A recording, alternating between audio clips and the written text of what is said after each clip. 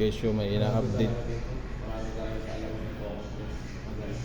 Dapat dagdagan nila yung technician nila na Hindi sa aligner. Kasi pag may complaint, hindi nila inaasikaso.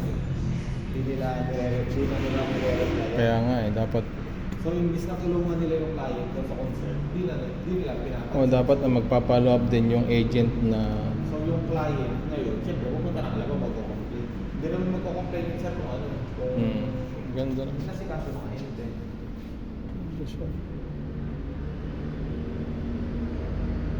Pero dito talaga sir, talagang minsan talaga, meron talagang glitch yung ano.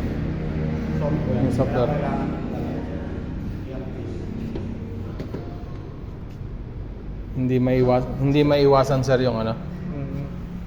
Tsaka yung mga iba sir, minsan pinagko-complain na na nagja-charging fault daw sa sa mga ibang charging station. Hindi kasi sila tinuruan ng ahente. kasi sumuk na namin yun eh. Nagja-charging fault siya pag hindi tugma yung amperes nito sa amperes dun sa charging station. So, ano sir ang dapat na ang gagamitin dapat na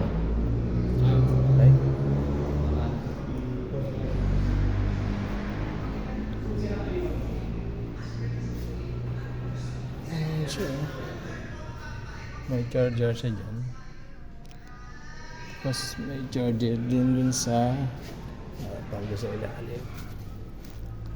Someone to tear it down, then back